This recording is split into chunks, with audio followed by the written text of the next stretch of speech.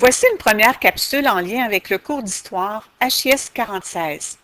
Cette capsule revoit certaines notions de géographie et vous facilitera la compréhension du cours dans son ensemble. Imaginez qu'avant la découverte de l'Amérique, au 15e siècle,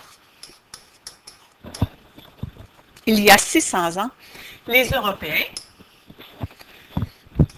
ne soupçonnaient pas l'existence d'un autre continent habité. C'est pourquoi sur cette carte des années 1400, il n'y apparaît que l'Europe, l'Afrique et l'Orient. Ce n'est qu'après les explorations européennes de la fin du 15e siècle que les cartes vont se préciser sur lesquelles vont paraître les Amériques. En 1815, sur cette carte, les continents, les pays et océans y sont bien identifiés. Le monde était connu dans son ensemble. Tout le long de votre module, prenez le temps d'observer les cartes, de situer les pays, villes et cours d'eau. C'est essentiel à la compréhension de l'histoire. À la fin du 15e siècle, des explorateurs de 4 pays d'Europe vont traverser l'océan Atlantique, explorer et exploiter les richesses de l'Amérique.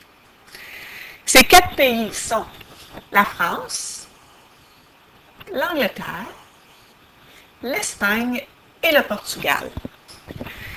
La France et l'Angleterre, il en sera beaucoup question dans votre module, car ce sont ces 2 pays qui occuperont et prendront possession des territoires ici, en Amérique du Nord, que l'on nomme aujourd'hui Canada et États-Unis, mais qui, à l'époque, ne portaient pas ces noms.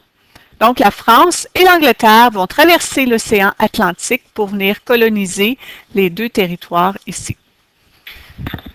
Les Français, qui viennent de France, occuperont graduellement le territoire en Amérique du Nord, qu'ils nommeront Nouvelle-France.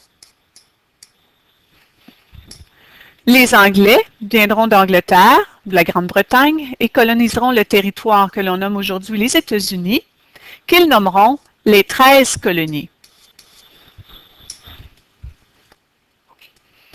Exercez-vous tout au long du cours à localiser ces 4 pays sur une carte, la Nouvelle-France, les 13 colonies, la France et l'Angleterre, ainsi que l'océan Atlantique qui sépare les 2 continents. Il faut imaginer la rencontre de ces 2 peuples, les Amérindiens qui habitaient l'Amérique du Nord, s'étaient adaptés à un climat difficile et vivaient fort simplement. Les Européens, quant à eux, avaient fait de nombreuses découvertes, leur permettant une vie beaucoup plus confortable.